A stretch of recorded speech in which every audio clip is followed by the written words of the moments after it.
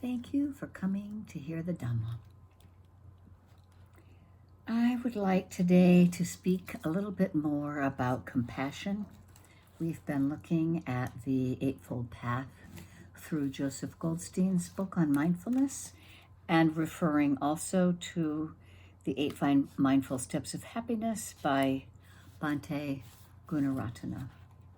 And right now we're on Skillful Thought, skillful thinking, or skillful intention. And it's possible to remember that in the first two sections of thinking about skillful thinking, skillful thought, or intention, there's letting go. And that's renunciation or generosity, being generous to oneself and others. You let go, there's letting go of ideas and opinions. And there's letting go of fear. And another one of the aspects of skillful thinking or skillful intention is inclining the mind toward loving friendliness. Trying to love our enemies, so to speak, letting go of anger. And as we let go of negative states of mind, we create the space in our minds for the cultivation of positive thoughts, skillful thinking. And that means that we can replace the angry or the hostile thoughts with thoughts of loving friendliness or metta. It's a natural capacity, and we practice it regularly with vipassana and metta, if the two are taught in balance with each other. And I think I'll read a few excerpts from Bhante Gunaratana's key points of mindfulness and skillful thinking.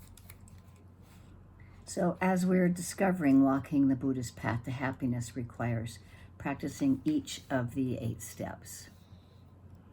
In the real world, we need recipients to accept our generous gifts. We need friends and enemies to inspire our friendly love.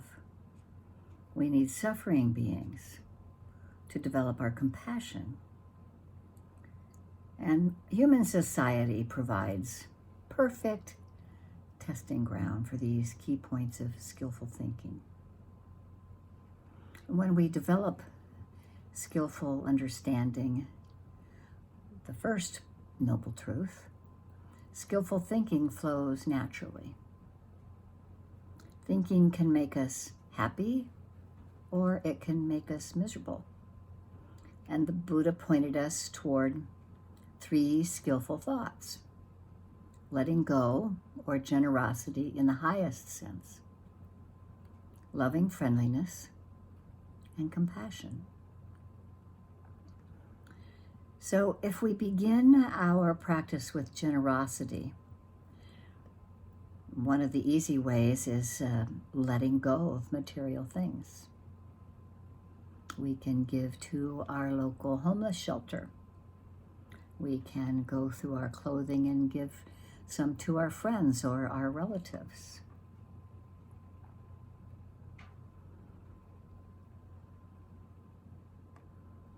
We can give generously monetarily to those whose teachings we want to support. And clinging to anything, form, feelings, perceptions, volitional formations, or consciousness, makes us unhappy. When fear arises, we can let it grow, and we can watch, and we may notice that it peaks and fades. We don't have to run away from it or avoid it.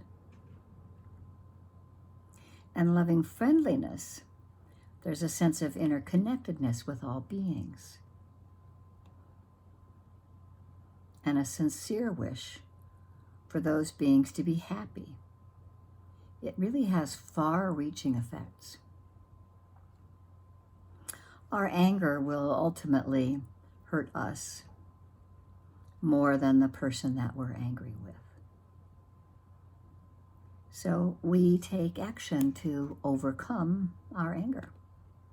And we can also do this by including ourselves in loving friendliness, in well-being when we notice that anger is arising.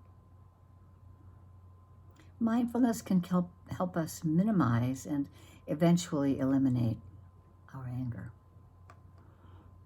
Compassion is a spontaneous, wholesome melting of the heart, or quivering of the heart, as they say in the suttas, at the suffering of others, and coupled with a wish to alleviate their pain, wishing others to be free from suffering, allowing ourselves to feel compassion for their suffering, feeling their suffering, using equanimity to help balance so that we don't fall into extremes, and we can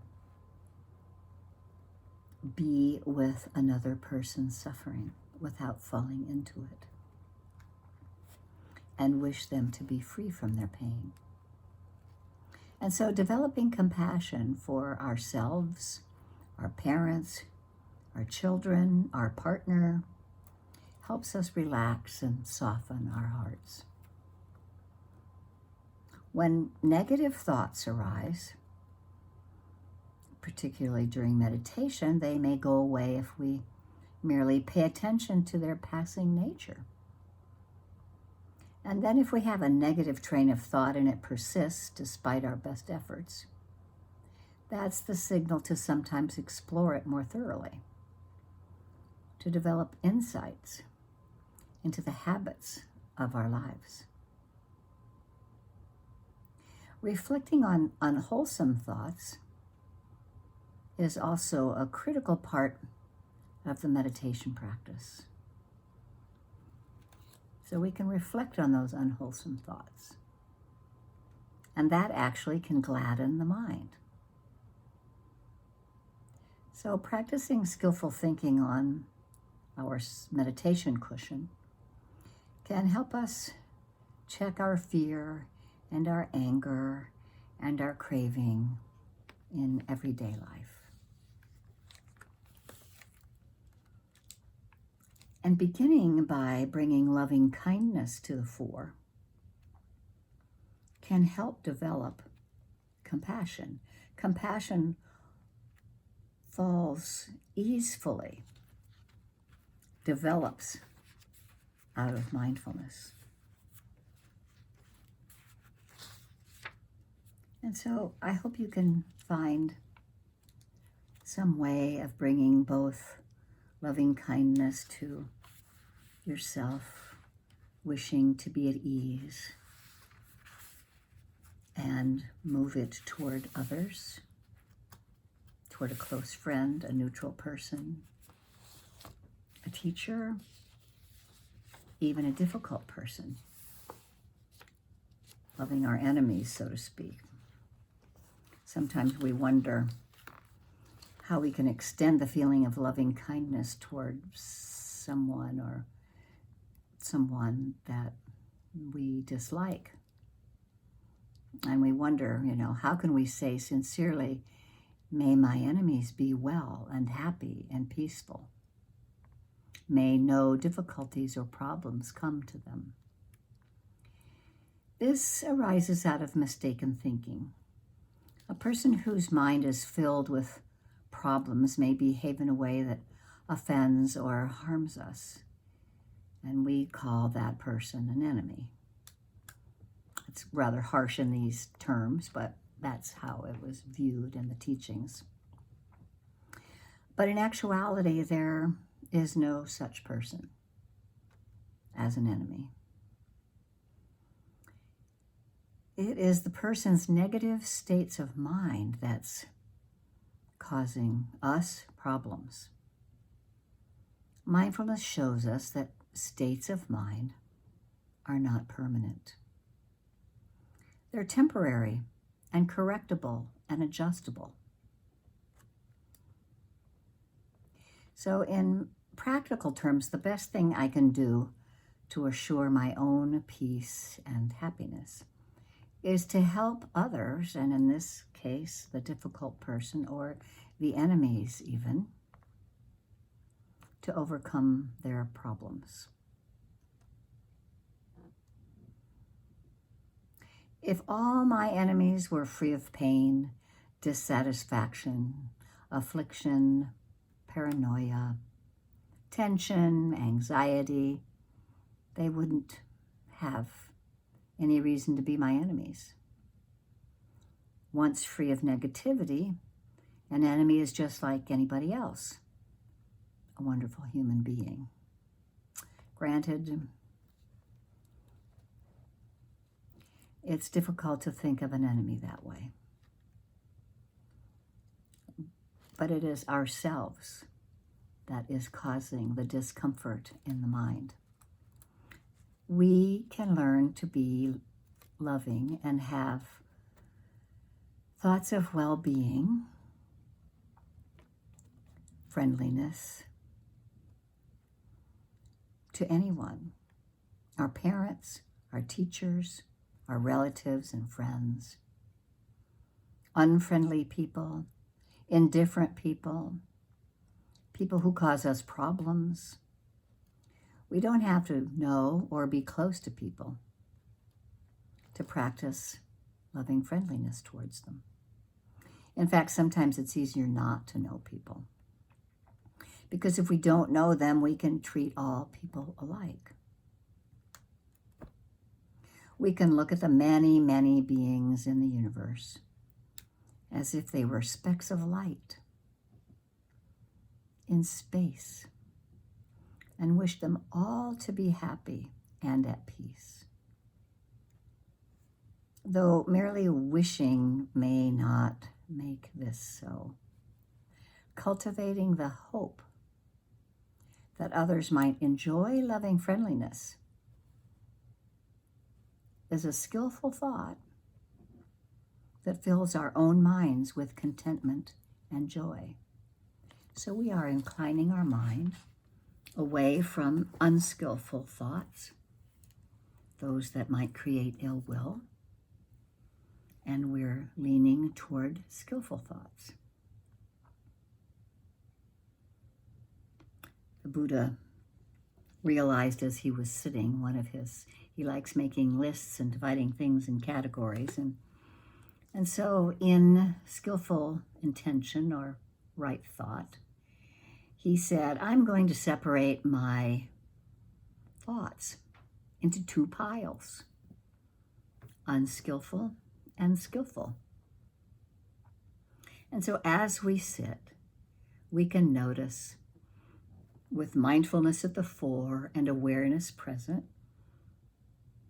wisdom naturally arises, and we can notice when a thought is unskillful and abandon it and incline the heart and mind toward the skillful, toward holding ourselves in kindness, toward having compassion for ourselves when things are difficult, or compassion for others that we think of.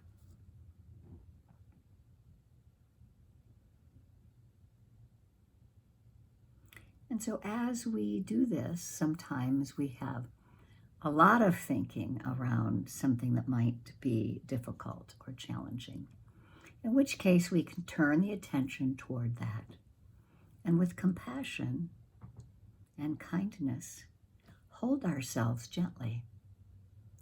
Be with it. Let our hearts quiver around what's happening, but notice with clarity, mindfulness, and awareness.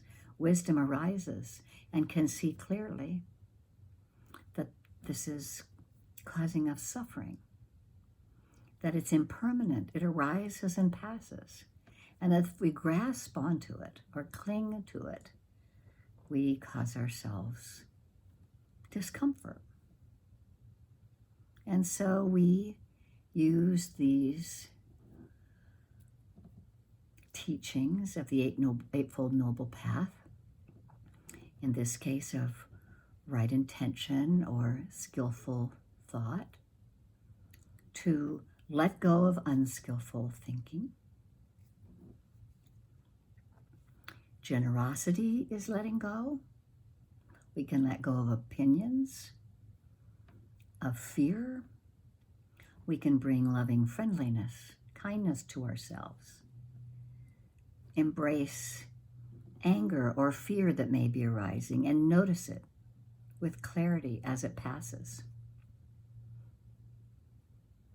We can replace anger and fearful thoughts with thoughts of loving kindness, friendliness. It's a natural capacity, and naturally arising from that is compassion. The willingness to look into the suffering of ourselves and the suffering of others. So may these thoughts settle. May you let them wash over you. And perhaps bring some of it to mind in your sitting practice. After noticing the breath for a while, after noticing sensations at each of the sense doors, particularly hearing and touching as we're sitting,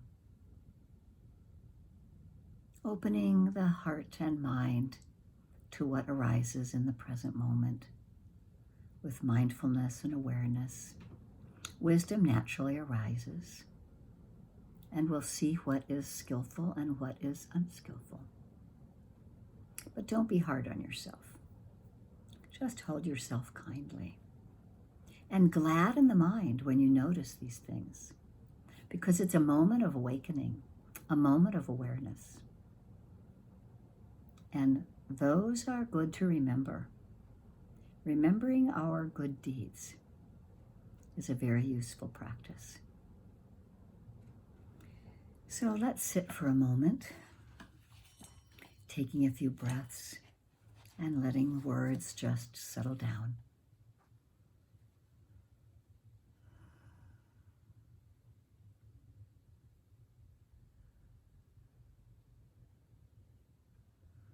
And may the goodness of our practice benefit all sentient beings.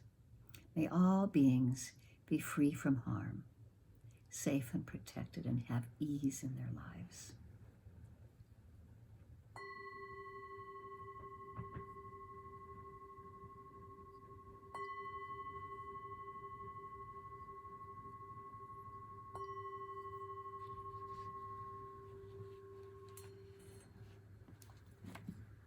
Thank you for listening to the Dhamma.